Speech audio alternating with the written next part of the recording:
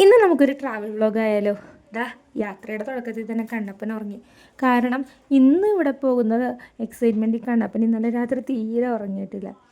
അങ്ങനെ ഞാനും ചേട്ടനും ഞങ്ങളുടെ അമ്മമാരെയും ചിറ്റയൊക്കെ ആയിട്ട് ഞങ്ങളുടെ യാത്ര തുടങ്ങി.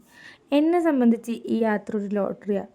ഞാൻ എപ്പോഴും ചെറുപ്പം തൊട്ട് പോകുന്നൊരു സ്ഥലത്തേക്കാണ് പോകുന്നതെങ്കിലും നിതീഷേട്ടനായിട്ട് ഞാനിവിടെ രണ്ടാമത്തെ പ്രാവശ്യം പോകുന്നത്. അപ്പോൾ അതിൻ്റെ ഒരു എക്സൈറ്റ്മെൻറ്റിലാണ് ഞാൻ പോകുന്നത്. കാരണം എനിക്ക് നിതീഷേട്ടനായിട്ട് ഇവിടെ പോകാൻ ഭയങ്കര ആഗ്രഹമാണ്. അപ്പോൾ വേറെ ഇങ്ങോട്ടുമല്ല പോകുന്നത്, മറയൂർക്കാണ് പോകുന്നത്. അവിടെ ഞങ്ങൾക്കൊരു വീടുണ്ട്.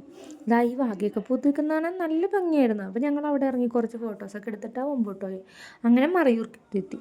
മറയൂർ എത്തുന്നതിന് മുന്നേ കേട്ടോ വീട്. പക്ഷേ അത്യാവശ്യം സാധനങ്ങളൊക്കെ വാങ്ങേണ്ടതുകൊണ്ട് ഞങ്ങൾ ആദ്യം ടൗണിലേക്കാണ് പോയത്.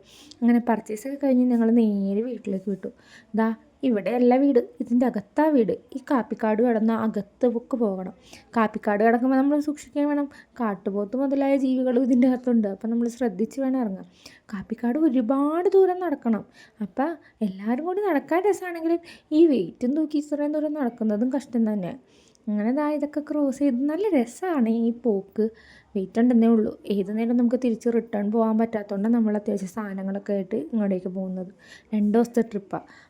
അണയിലൊക്കെ വെള്ളം കുറവാണ്, അല്ലെങ്കിൽ ഇതൊക്കെ ക്രോസ് ചെയ്യുന്നുണ്ടാവും. കണ്ണനത് കാരണം ഓടിച്ചാടി പോവാം, അല്ലെങ്കിൽ കണ്ണനെ ഞാൻ കയ്യിൽ നിന്ന് വിടാറില്ല. അങ്ങനെ വീടെത്താറായി.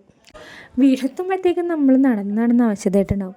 പിന്നെ ഒരു നീണ്ട റെസ്റ്റ് ആയിരിക്കും കുറച്ച് നേരത്തേക്ക്. അങ്ങനെ വീടെത്തി. അപ്പോൾ അടുത്ത വീഡിയോയിൽ വീട്ടിലെ വിശേഷങ്ങളായിട്ട് കാണാം. ബൈ.